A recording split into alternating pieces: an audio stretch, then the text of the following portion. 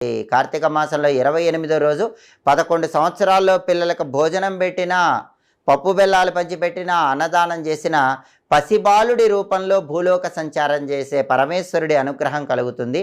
మీ సంతానం ఆయురారోగ్య అష్టైశ్వర్యాలతో విరాజిల్లుతారు. అలాగే 28వ రోజుకున్న ఇంకొక ప్రత్యేకత ఏంటంటే, శివ పూజ చేసిన వాళ్ళు 3 కొబ్బరికాయలు కొట్టండి.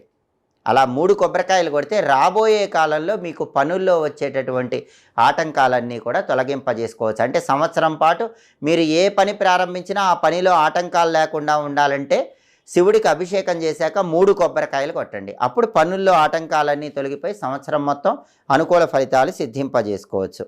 అలాగే ఈ 28వ రోజు కార్తీక మాసంలో మంగళవారం మాస శివరాత్రి అయింది. కృష్ణ అంగారక చతుర్దశి కూడా అయింది. చాలా శక్తివంతమైన ప్రత్యేకమైన రోజు. ఎందుకంటే కార్తీక మాసంలో మాస శివరాత్రి, కృష్ణ అంగారక చతుర్దశి